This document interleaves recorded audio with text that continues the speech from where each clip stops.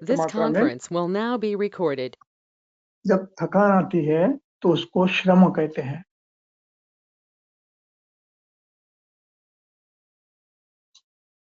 उस श्रम को कम करने के लिए जो औषधियों का प्रयोग होता है उनका नाम है श्रमहराणी। श्रम में कोई थोड़ा सा अंतर होता है। एक शारीरिक कष्ट किए, पैदल घूमे, पैदल चले, और वो भी धूप में, दो भिन्न है।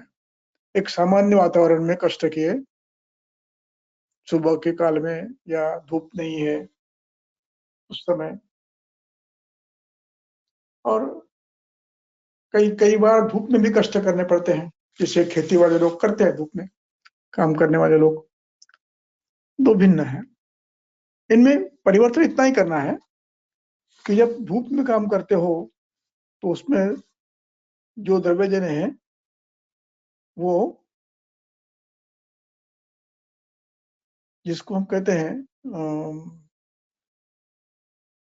क्या कहते हैं, फलों का ये बना के देते हैं, पानी में उसको फल रस मिलाकर जो करते हैं, पानक कहते हैं, पानक। और पानक में ठंडा, थोड़ा सा सुगंधी, थोड़ा सा लवण ऐसे डालकर भी दे सकते हो। तो ये है धूप में आए घूमने आने के बाद। और अन्य में साधारण रूप से कोई भी मीठी चीज आप दे सकते हैं। जैसे पर पुराना जब पद्धति एक थी, पुरानी पद्धति में, एक मिनट,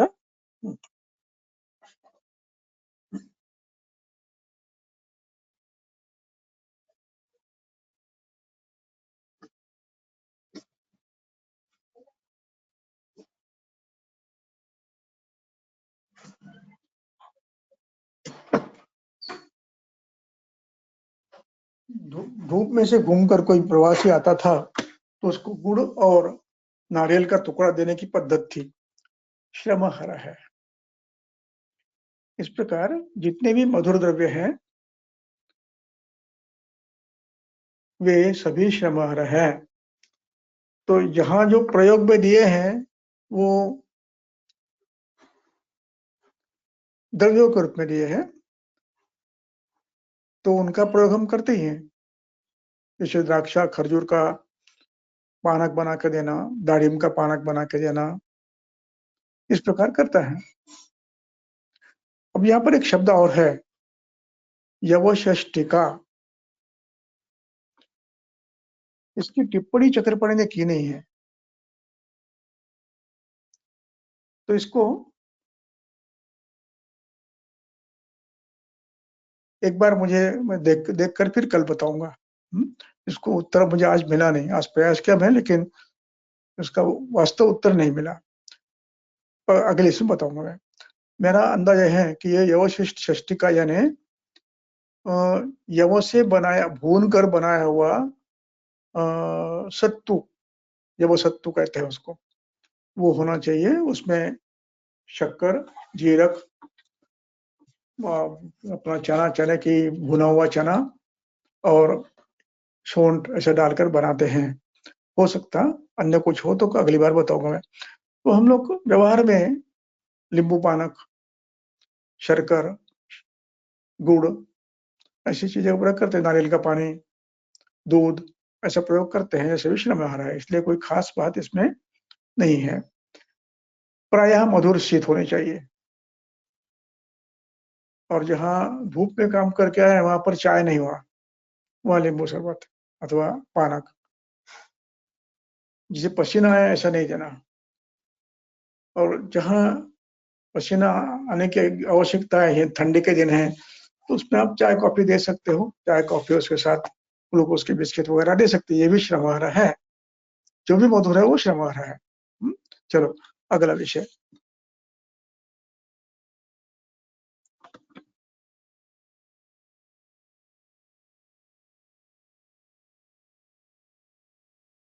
चरक संहिता सूत्रस्थान अध्याय 8 श्लोक क्रमांक 19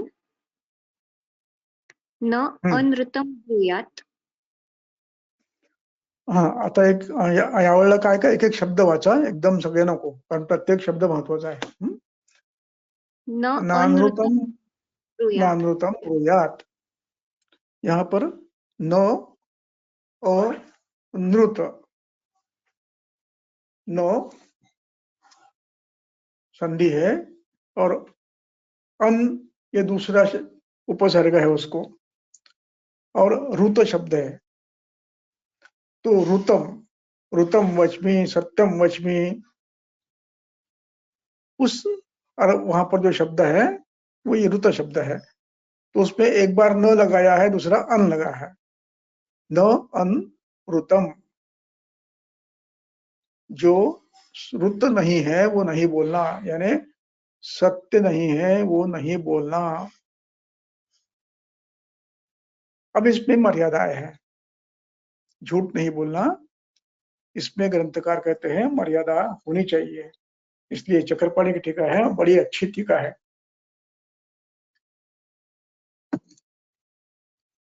चक्रपाणी टीका कहते हैं कि राजाक्ष्मा की चिकित्सा में हमने काका काक तित्तिर इनके मांस का प्रयोग हमने करने के लिए कहा है। वो कैसे करो, छद में न करो, बिना बताए करो, बिना बताए करो। जो मांस नहीं खाता है उसके लिए बिना बताए करो, इतना झूठ तो बोलना पड़ेगा। इसलिए टीका करते हैं, इति इत्यादि अयथा भाषण उपदेशेन विरोधः न वाच्यः।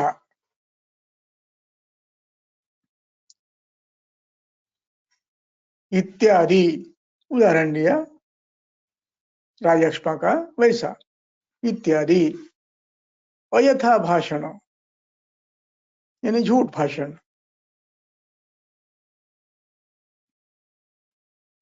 विरोधी न वाच्य, उसको विरोधी नहीं बोलना, यानी असत्य नहीं बोलना, उसको असत्य वाचा मत कहो, वो सत्य ही समझना है। वाच्य ये शब्द य लगाकर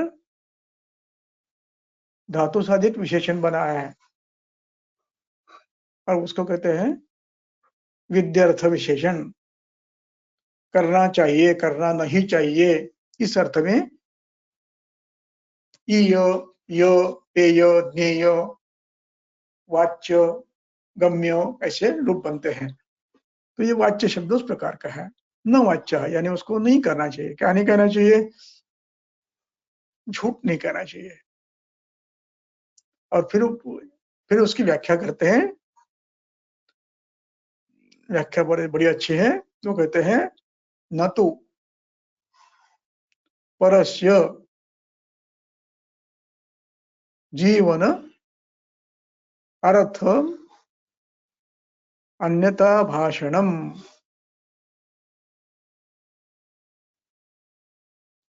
न तो परस्य जीवनार्थम, किसी के जीवित रक्षा के लिए अन्यथा भाषण करना ये उचित है।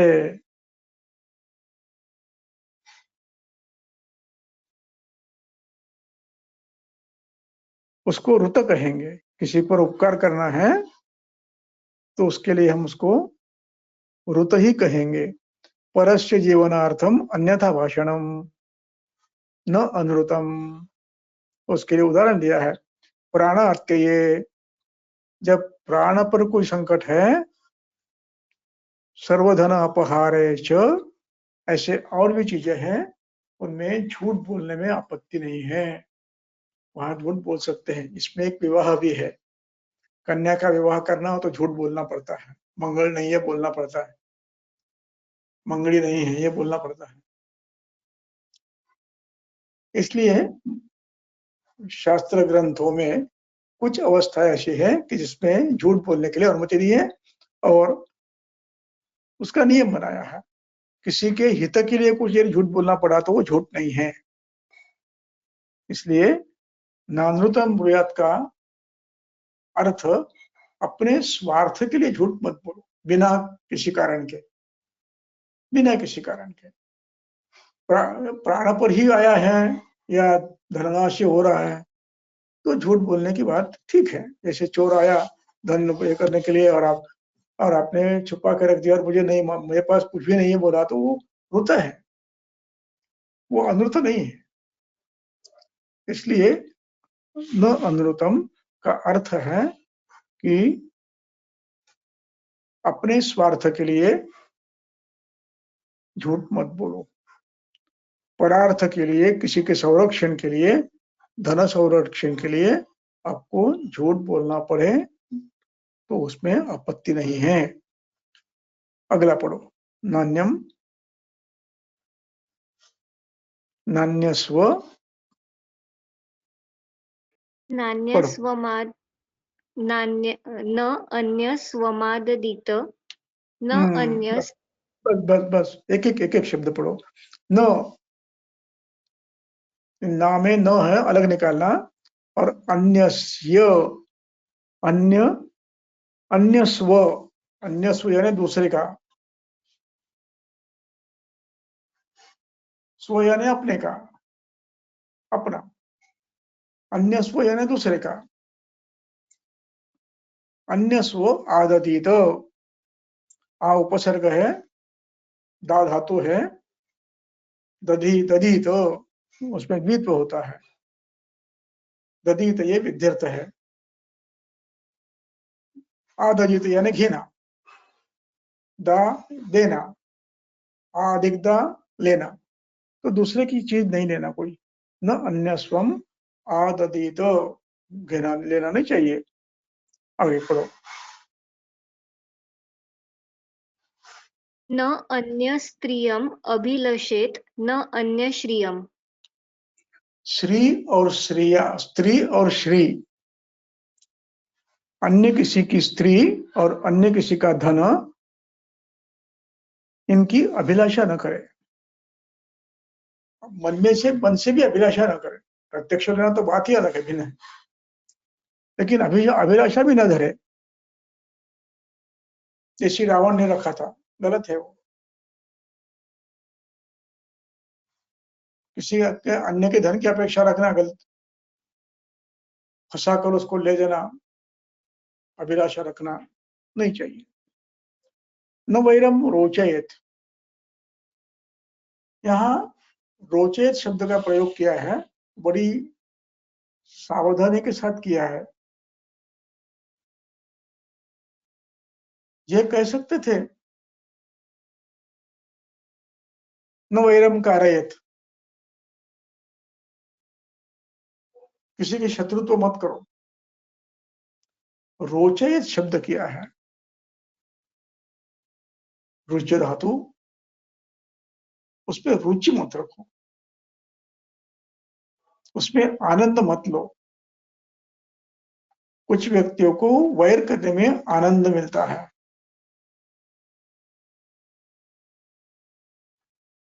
और अपने आनंद के लिए वैर करते हैं, उसको कहते हैं न रोचयत। वैर करने की इच्छा नहीं होनी चाहिए, रुचि नहीं होनी चाहिए। कोई करता है तो करने दो, लेकिन हम नहीं करेंगे। हमें उसमें रुचि कदापि नहीं होनी चाहिए, न करना चाहिए, न रुचि होनी चाहिए। न कुर्यात पापम,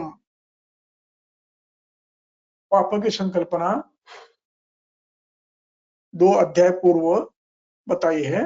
मानस, शारीर, वाचिक हिंसा, उनमें शारीर, मानस और वाचिक तीनों आए हैं। वो कभी नहीं करनी चाहिए। परुष वचन, सूचक वचन, शारीर पीड़ा, मनसा चिंतन, ये कभी नहीं करना चाहिए। बुरा चिंतन किसी का।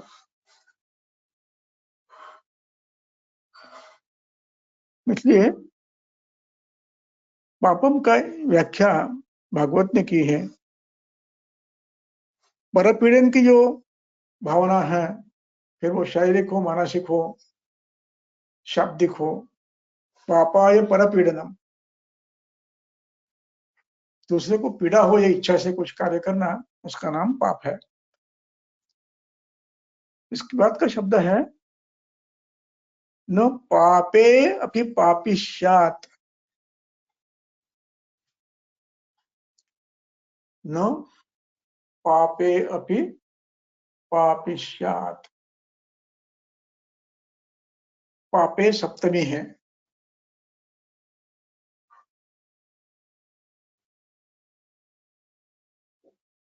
और पापी ये पाप करने वाला, इस अर्थ में पाप इस पद को तद्धित प्रत्यय लगाकर पापी बना है। ये तद्धित प्रत्यय है, जो पाप करता है वो पापी। अब पाप शब्द की व्याख्या क्या है? पर पीड़ा,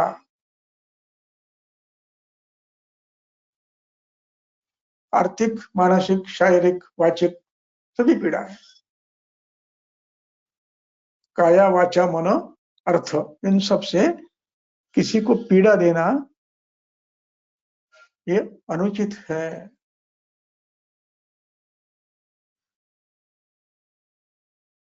अब इसका अर्थ थोड़ा समझना है। बाद में स्पष्ट करता हूं। पापे अपि पापिष्यात्, यहां अपि शब्द से अर्थापत्ति है। सामान्य व्यक्ति के लिए पाप तो करना ही नहीं चाहिए, ये अर्थ है। अर्थापत्ति तंत्र युक्ति है अपि शब्द से। इसका अर्थ यह है, पापी के ऊपर भी पाप मत करो। दूसरा अर्थ है, सामान्य में तो करने का सवाल ही नहीं आता है। जो आपको कभी कष्ट नहीं देता, कभी पाप नहीं करता, इसकी बुद्धि शत्रु बुद्धि नहीं है, जो कल्याणकारी है, उसको तो कभी पाप करने का प्रश्न उत्पन्न ही नहीं होता है, मन में आना ही नहीं चाहिए। हो सकता है कभी पापी व्यक्ति के साथ आपको पाप करने की इच्छा हो, वहां पर भी नहीं करना चाहिए।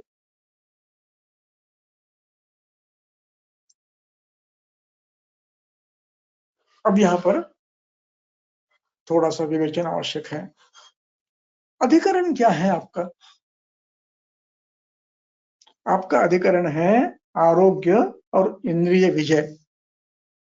श्लोक नंबर 18 के शुरू में हमने बताया, सदृत्त का अनुपालन करो, तस्मात् आत्महितं जकर्षिता सर्वेण सर्व सर्वदा स्मृतिमास्थाय सदृत्तम अनुष्ठेयम्।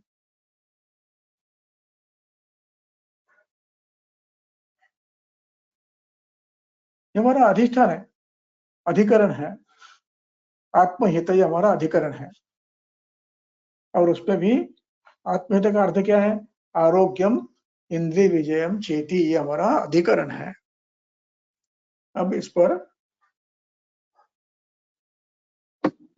थोड़ा भाष्य आवश्यक है। ये व्यक्तिगत है, मेरा आरोग्य और मेरा इंद्रिय विजय, ये अपेक्षित है। अब इसको थोड़ा सा विस्तार से देखेंगे। पहले विस्तार ऐसा करेंगे, हमारा देश है भारत, इसको यदि कोई कष्ट दे रहा है बार बार, पाप ही कर रहा है ना, तो क्या इसके ऊपर भी पाप नहीं करना चाहिए? करना चाहिए, क्योंकि ये आपका व्यक्तिगत नहीं है। आप यहाँ पर अपराधी राजा है, तो देश का संरक्षण सर्वथा करना ये आपकी जिम्मेदारी है, ये आपका कर्तव्य है। वहां पर ये पाप भी आपको करना ही है, अन्यथा लोग जीने नहीं देंगे।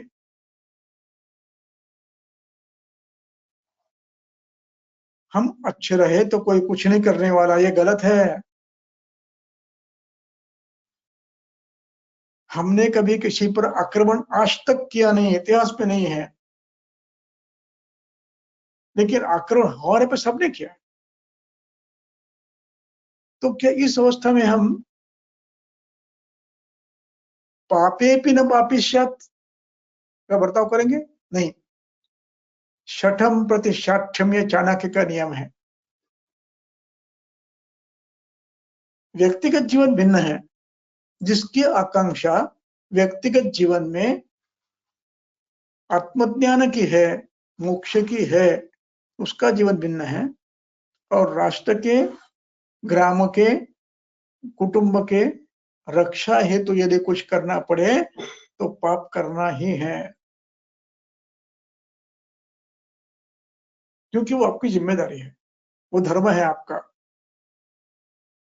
इसलिए श्री कृष्ण ने अर्जुन को युद्ध करने के लिए प्रवृत्त किया, भीष्माचार्य पर बाण रोकने के लिए कहा, द्रोणाचार्य को मारने के लिए कहा। वो तो कह रहा था इससे भी पढ़ना अच्छा है, मुझे नहीं चाहिए राज्य।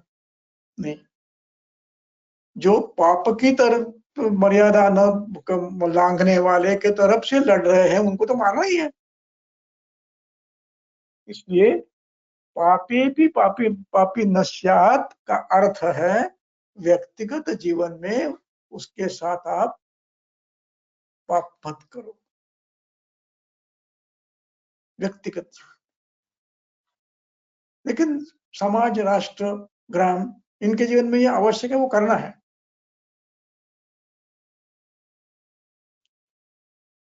इसलिए इसका अर्थ समझना व्यक्तिगत रूप में भिन्न है और सामाजिक रूप में उसका अर्थ भिन्न है। अगला पढ़ो। न अन्य दोषान ब्रूयात। न अलग निकालना है, अन्य दोषान। अन्य दोषान ये सामासिक शब्द है, अन्येषाम दोषान, अन्य व्यक्ति के दोषों को न ब्रूयात। शाब्दिक अर्थ ठीक है, किसी के दोष मत निकालो, बोल के मत दिखाओ किसी का दोष, शाब्दिक अर्थ है। अपेक्षित क्या है? जहां हितकारक है, बताना आवश्यक है, वहां बोलना चाहिए। बिना किसी कारण के हर व्यक्ति में दोष ढूंढते रहना न होते हुए भी ये ईर्ष्या है।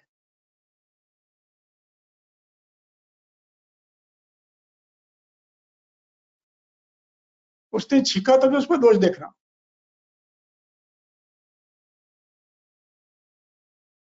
ये भिन्न है। इस प्रकार की प्रवृत्ति नहीं होनी चाहिए। लेकिन जहां जिस व्यक्ति के स्वास्थ्य की अपेक्षा है, तो न सुरक्षा करो तो की कई अपेक्षा तो है, पप्पा नो बनावे मैच वहां क्या पर આપણે આપણે क्या दोष इंग्लिश में कई કર્યું નથી કોઈ बताना अनिवार्य है, કેમકે संबंधों बेटा पर હું निश्चित છું તો है। मेंटली बस આમ બધાની જેમ બેઠી एक्सरसाइज થી પોતાને फ्रेश નથી રાખ आपके संबंध कैसे हैं इस पर निर्भर है। इसलिए इसका अर्थ सर्वस्व नहीं लेना चाहिए। कुछ व्यक्ति को आदत होती है, संबंध हो न हो, दूसरे को हमेशा निगेटिव पॉइंट से, निगेटिव बात, निगेटिव रूप से विचार करना, पॉजिटिव नहीं बोलना। इस प्रकार दूसरे में दोष हो गए, लेकिन यदि आवश्यक नहीं है अभी नहीं निकालना। और दूसरा महत्व का अर्थ है जहां दोष नहीं है वहां पर भी दोष है करके बोलना, ये तो बहुत ही बड़ा पाप है। जैसे राजकारण में,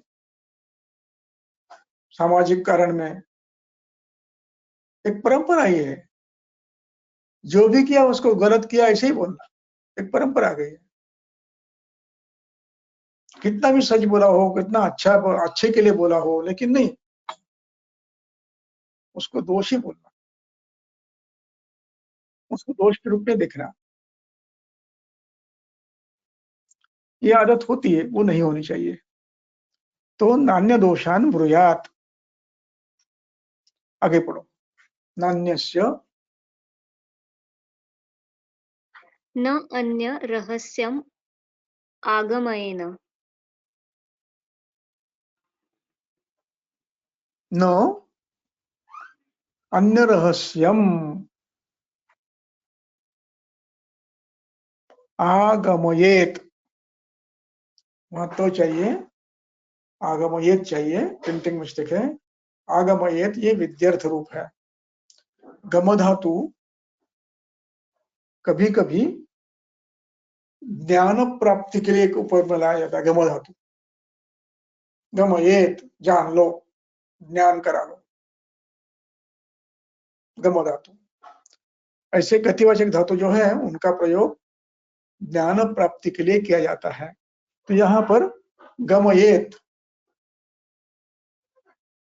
जान लो, आगमयेत प्रयास पूर्वक जानने का प्रयास करो। क्या? अन्य रहस्यम, किसी का कोई रहस्य है और वो किसी को जानना उचित नहीं है, नहीं प्रयास करना चाहिए, उसको रहस्य ही रहना चाहिए। सामान्य जरा समाज में ये आदत रहती है, मालूम नहीं हुआ तो भी जानबूझ कर पूछेंगे क्या हुआ उसका, पूछेंगे नहीं। अन्य का कोई रहस्य है तो उसको जानने का प्रयास नहीं करना चाहिए। किसी भी विषय में, व्यक्तिगत विषय हो, सामाजिक हो, आर्थिक हो, व्यवहारिक हो, तो किसी का रहस्य जानने की इच्छा भी नहीं रखनी चाहिए। आगे पढ़ो। न अधार्मिकैः न नरेन्द्रद्विष्टैः। सह आसीत, सः इनके आसीत् साथ नहीं रहना, नहीं, इनके साथ नहीं रहना है। किनके साथ?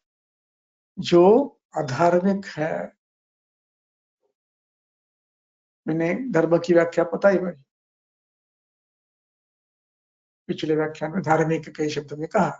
जो धार्मिक है यानी सत्य, अहिंसा, दम, शम आदि नियमों का पालन करता है, सभी व्यक्ति में बंधुत्व रखता है, अपनत्व रखता है, दुखी व्यक्ति को मदद करता है, संकट में कोई हो तो उसको मदद करता है, वो धार्मिक है।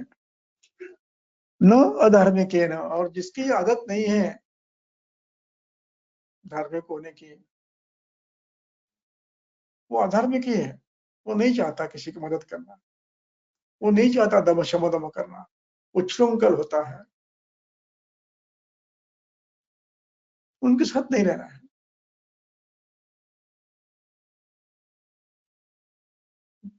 यदि आप खुद दारू तो पीते नहीं हो, लेकिन जो दारू पीता है उसके साथ आप कई बार, एक आध बार पेड़ के नीचे बैठ गए, वो दारू पी रहा, आप बैठे हैं, लोग क्या समझेंगे? आने जाने वाले वो यही समझेंगे, दो पीदार बैठे हैं। इसलिए अधार्मिक के साथ रहने से जो त्रुटियां, जो ये नुकसान होता है, वो दो प्रकार का होता है। एक तो आपकी प्रतिमा खराब होती है, दूसरा कभी कभी पैर फिसल सकता है, पैर फिसल सकता है। इसलिए नहीं लंबा रहना, चलो एक दिन क्या होता है, थोड़ा सा पी लेंगे, नहीं। एक कहावत है, जो किसी भी मोह का पहला क्षण टालता है वो जीवन में यशस्वी रहता है। इसलिए ऐसे व्यक्ति के साथ नहीं रहना है, क्योंकि कभी कभी गलती से अवस्थावशात पैर फिसल सकता है। इसलिए अधार्मिक लोगों के साथ नहीं रहना है। नरेंद्र दृष्टि ही, जो राजा का शत्रु है, उनके साथ कभी नहीं रहना। उसमें राष्ट्रद्रोह होने की संभावना ज्यादा है। नोन्मत्त ही सह आसीत, सह आसीत ये सबके लिए है। सह आसीत के साथ रहना, तेन सह आसीत।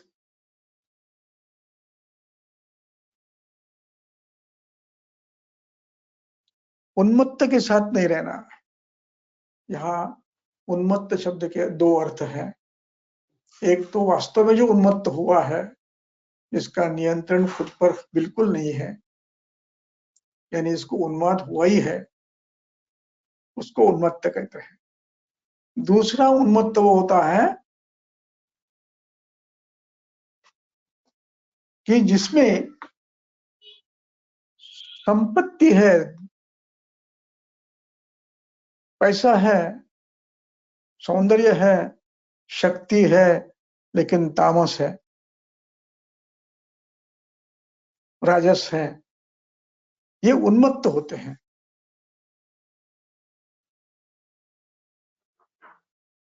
द्वार खोलो, उगड़ लगा है, 1 मिनट है, दरवाजा द्वार दारू बोलना।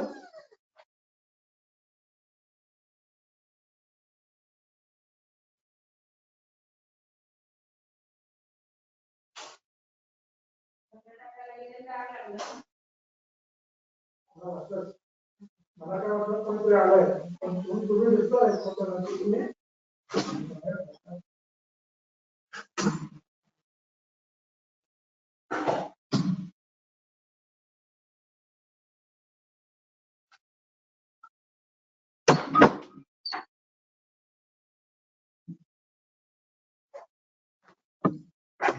ऐसे उन्मत्तों के साथ नहीं रहना है,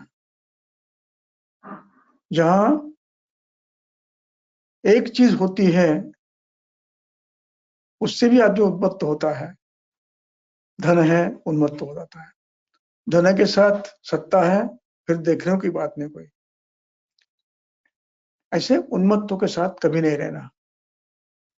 पतित ही, जो ऐसे काम करते हैं कि जो नहीं करने चाहिए, समाज के लिए वो अच्छे नहीं हैं। समाज में रहते हुए ऐसे काम करना गलत है। जैसे मद्य विक्रय, चोरी करना, हत्या करना,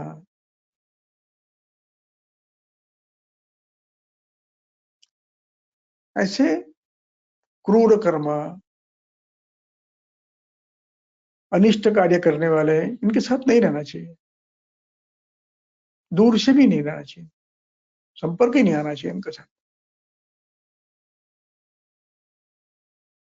पढ़ो, आगे पढ़ो।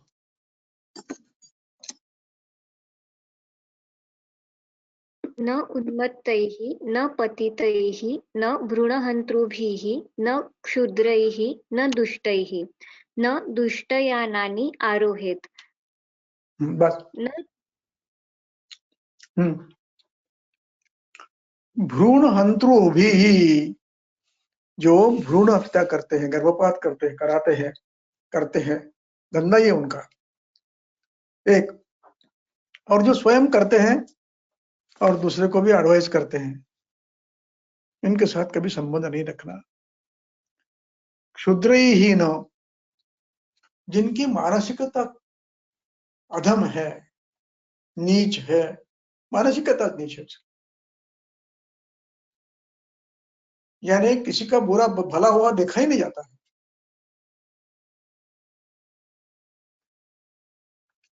किसी को अच्छा करने, किसी को मदद करने की इच्छा ही नहीं होती, उल्टा टांग अड़ाएंगे कुछ काम में।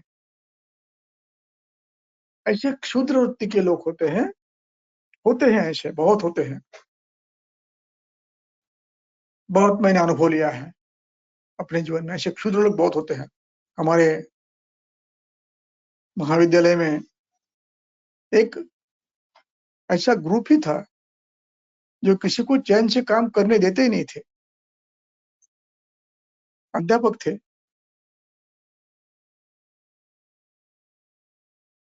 नीच लोग, क्षुद्र वृत्ति के हैं। महिला, पुरुष, विद्वत्ता, किसी की उनको चिंता नहीं थी। निश्चय कर लिया है कि इसको सताना है, और बिना किसी वजह के, किसी कारण से नहीं। ऐसी क्षुद्र वृत्तियां कहीं भी होती है, और इसके आंखों देखे हाल मैंने देखे हैं कि लोग कितने क्षुद्र वृत्ति के होते हैं। उनके साथ नहीं रहना कभी। न दुष्ट ही, जिनकी वृत्ति दूसरों को खराब करने की है, अच्छा चल रहा है उसको बिगाड़ देंगे, उन ऐसे व्यक्तियों के साथ भी कभी नहीं रहना। न दुष्ट यानम आरोहेत, यान, दुष्ट यान, इसके अर्थ दो हैं। एक तो घोड़ा, जिसका नियंत्रण नहीं रख सकते हो आप। कुछ घोड़े ऐसे होते हैं वो किसी को हाथ ही नहीं लगाने देते, किसी को हावी होने नहीं देते, आपको गिरा देंगे।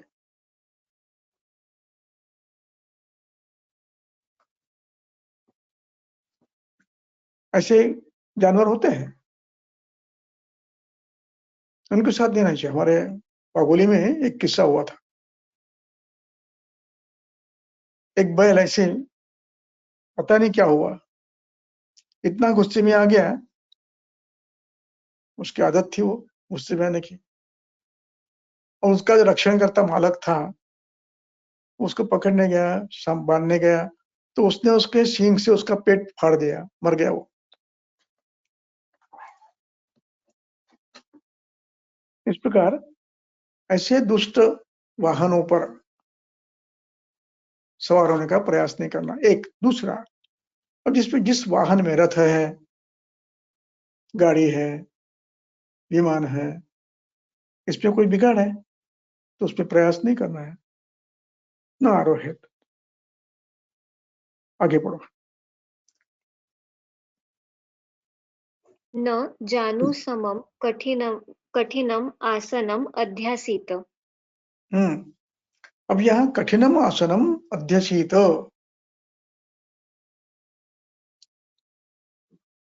और दूसरा है जानु समम, ऊंचाई जानू के बराबर की है, और ऐसा एक आसन उस पर नहीं बैठना चाहिए। दूसरा जो आसन कठिन है उस पर नहीं बैठना चाहिए। मृदु हो, नाति मृदु, खड्डा पड़े बैठे तो ऐसा भी नहीं होना चाहिए, और बैठे तो असुविधा हो इतना कठिन भी नहीं होना चाहिए, मृदु होना चाहिए। कपड़ों पर वस्त्र बिछाकर मृदु बनाकर बैठना चाहिए। अब जानु सम आसन में नहीं बैठना चाहिए, इसका अभिप्राय यह है कि बैठना भी है जानुसम आसन तो पैर ऊपर लेके बैठो। व्यासपीठ पर बैठना है तो पाल्टी मार कर बैठो, पैर नीचे छोड़कर बैठो। प्रलंबन अच्छा नहीं है समय तक, ज्यादा देर तक। थोड़ी देर तक प्रलंबन ठीक है, लेकिन लगातार प्रलंबन करते हो पैरों को नीचे तो वेरिकोज वेन होने की संभावना और बुढ़ापे में शोथ, विद्रधि और अन्य छोटे मोटे व्याधियां होने की संभावना ज्यादा होती है। इसलिए जानुसम का अर्थ यह नहीं है कि जानुसम ऊंचा आसन पर नहीं बैठना। जानुसम आसन पे बैठना है, लेकिन पलटी मार के बैठना है। राजा लोग कहाँ बैठते थे? जमीन पर बैठते थे? नहीं, सिंहासन पर बैठते थे। व्यासपीठ पर बैठते हैं व्यास मुनि, शुक्रदेव। वो जानुसम उच्चारण होता था। एक मिनट,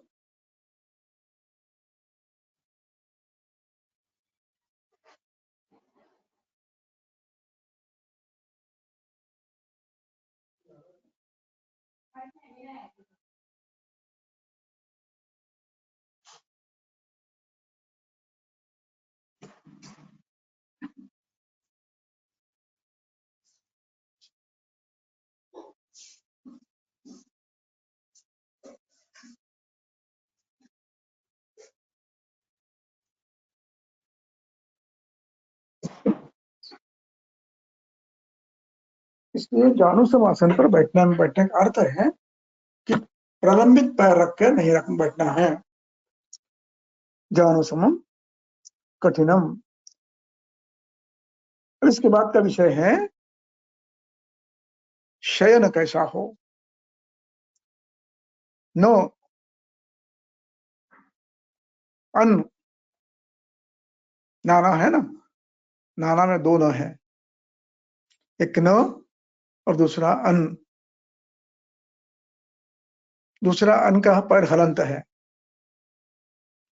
तो अगला शब्द बचता है अस्तीर्णम, जो ये नहीं, विस्तार किया हुआ नहीं है, संकुचित है, छोटा है, अस्तीर्ण नहीं है, अपनी ऊंचाई के समान लंबा नहीं है और सम्यक बिछा हुआ नहीं है, अस्तीर्णम। और दूसरा शब्द है अनुपहितम। अनुपहितम का अर्थ है उसमें तकिया नहीं है। तकिया के लिए शब्द है, चक्रपाणी ने दिया है उसका शब्द एक,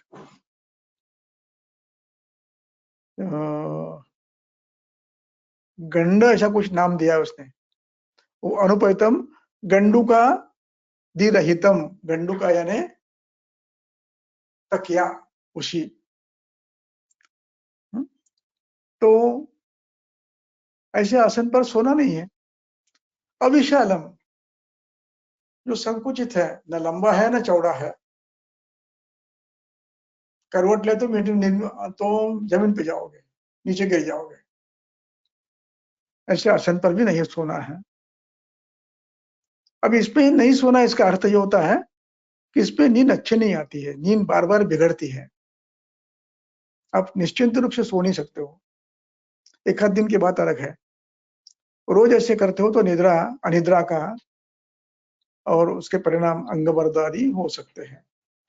इसलिए ये आसन जैसा हो कि जो विशाल हो, असमम हो, उबड़ खाबड़ है। कभी कभी ऐसा होता है कि किसी के यहाँ आप जाते हो, रहने का संधि मिलती है, सोते हो, तो वो स्तर ऐसा होता है कि आपका सिर और पैर, इनकी दिशा ऐसी होती है कि सिर की तरफ से झुका हुआ और पैर ऊपर। रात में सोने के बाद कभी कभी हो सकता है खाया हुआ अन्न उल्टा आकर नाक में से बाहर आता है, छर्दी होती है। ये विषमासन है। या तो समतल होना चाहिए या तो पैर नीचे होने चाहिए। पैर की बाजू में ऊंचा उठाओ और सिर नीचे, ऐसे हो तो नींद नहीं आती है और उसमें खाया हुआ अन्न नाक में से बाहर आता है और बड़ा उसमें कष्ट होता है, झंझनाहट होती है। इसलिए असम नहीं होना चाहिए, विषम सम होना चाहिए।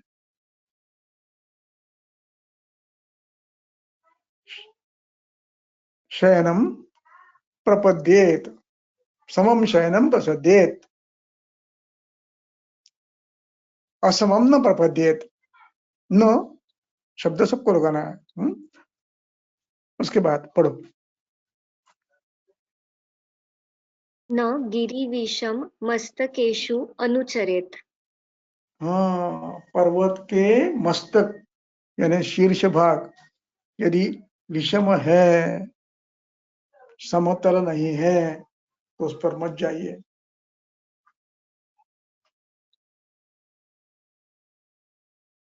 उसमें गिर जाने की संभावना ज्यादा है। इसलिए असम विषम मस्तक है तो उसमें चरण मत करो। आगे पढ़ो। न ध्रुवम आरोहेत, न द्रुमम आरोहेत, न जल उग्रवेगम अवगाहेत, न कुलच्छायाम उपासित। बस। अब ध्रुवम न आरोहेत, इसका अभिप्राय क्या है?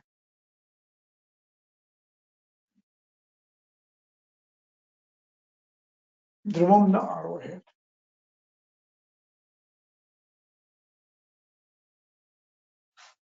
यदि कोई बिना कोई काम के ध्रुव का आरोहण करने की आवश्यकता नहीं है, बहुत ही कठिन परिस्थिति, बहुत ही आवश्यक हो तो किसी के सहारे से सभी सुविधा करके आरोहण करने में आपत्ति नहीं है। लेकिन बिना किसी कारण के बार बार पेट पे चढ़ना, इधर से उधर घूमना नहीं, ये नहीं करना है। और वो भी उसमें भी देखना है कि ध्रुव की क्षमता क्या है। कुछ ध्रुव ऐसे होते हैं कि आपका वजन पेल ही नहीं सकते हो, जैसे आप उसको पकड़ोगे, पैर रखोगे वो टूट जाता है, जैसे हिरण का है, जैसे चाफे का है। इसलिए जो मजबूत है, चढ़ने में सुविधा है और सभी सुविधा के साथ प्री प्लान, गिरने का मौका आया तो भी नीचे कुछ आस्तरण है, कोई लोग पकड़ने के लिए ऐसी सुविधा करके, जहां बहुत ही अनिवार्य है वहां आरोहण करना चाहिए। आगे जल, हाँ, न जल जल उग्र वेगम अवगाहेत, नदी को बाढ़ आया है, नदी का वेग बहुत बड़े बहुत जबरदस्त है और आपकी शक्ति का अंदाज आपको नहीं है, और हो सकता है आपकी शक्ति का अंदाज आपको हो लेकिन पानी का अंदाज आपको नहीं है, कितना जोर से जा रहा है, उस पर छलांग मत मारो, मत मारो।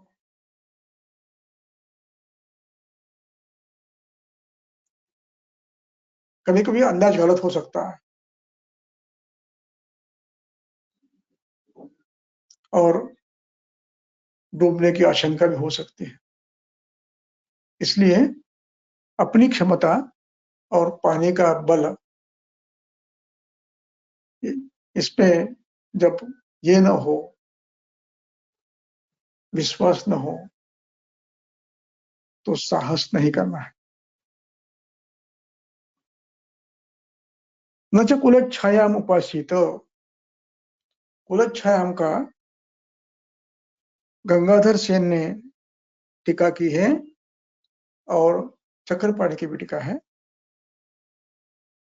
वो दोनों अच्छी है। तो उसमें गंगाधर सेन कहते हैं कुल का अर्थ है नदी तट, नदी का किनारा, उसके पास कोई पेड़ है तो उसके नीचे मत बैठो, हो सकता है वो भी ढल जाए, जमीन कुछ ये हो गई तो वो भी टूट कर नीचे गिर जाए एक ऐसा अर्थ एक लिया है। दूसरा अर्थ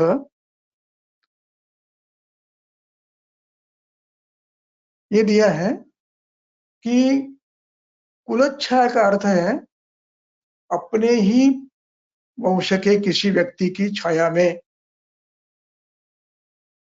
उसकी छाया पड़ी है, उस छाया में पैर रखकर खड़े मत हो जाइए, ऐसे दूसरा अर्थ दिया है। तो उससे मुझे लगता है ये जो गंगाधर सेन का अर्थ है वो ज्यादा उचित है।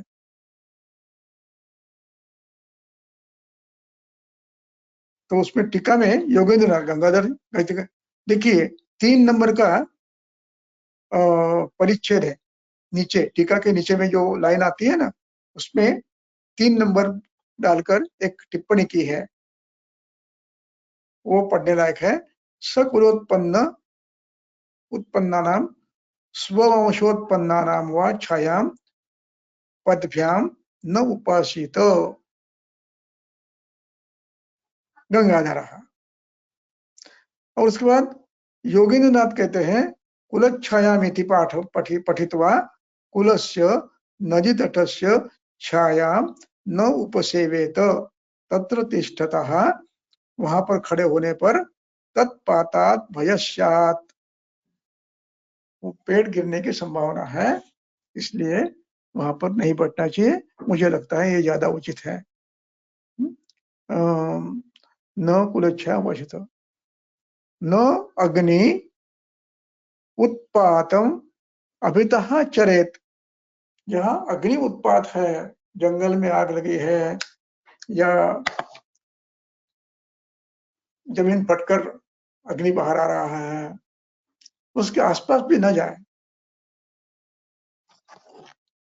क्योंकि अचानक आप उसके घेरे में आ सकते हो। इसलिए ऐसे अवस्था में अभितः समीप में भी न जाए। यहाँ पर समाप्त होता है। इसके बाद अधिकरण बदलता है। वो अधिकरण अगले इसमें लेंगे। वो अधिकरण अपने स्वयं के अवयवों के साथ कैसे बर्ताव करना, इसका अधिकरण है, वो अगली बार देखेंगे।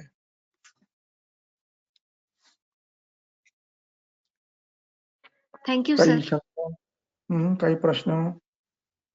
सर प्रश्न नाही आहेत काही? हम्म,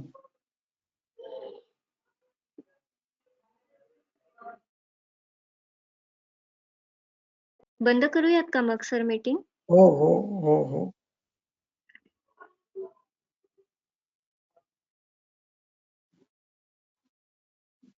मॅडम बोर होतंय का? हॅलो, नाही सर, अजिबात नाही. नाही सर, अजिबात नाही बोर होते. अनावश्यक विषय चाललाय, काय करायचंय असं समजून? नाही, नाही नाही तर सर, बंद, खूपच नाही तर चांगलं बंद करू. चाललंय. सांगत पण नाही. सर, कोणाचं कॉमेंट केलं की हे काय चाललंय, गरज नाही याची. नाही सर, एकदम व्यवस्थित सुरू आहे. चल ठीक आहे. सर एक किती प्रश्न लोक आहेत आज? है. किती लोक होते? सर आज 90 होते सर, 90. चल ठीक सर आहे. एक प्रश्न आहे. एक प्रश्न आहे सर. काय म्हणला? एक प्रश्न आहे सर. क्वेश्चन बोला. है एक. हाँ, एथलीट्स में क्षमहर द्रव्य दे सकते हैं क्या, जो एथलीट्स होते हैं उनमें?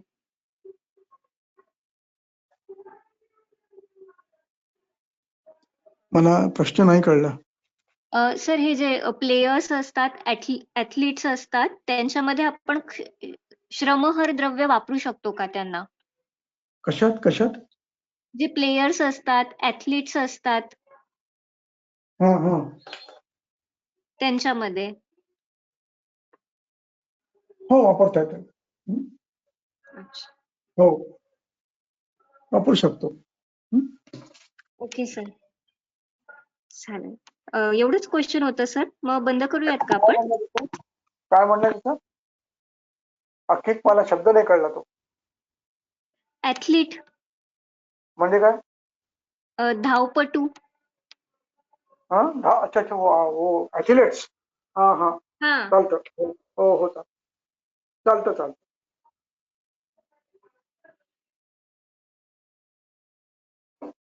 Thank you sir. सगळ्या पटूंमध्ये चालतं. हा हा. बॅडमिंटन पटू, धावणारे, उड्या मारणारे सगळ्यांना चालतं. Yes sir. थँक्यू.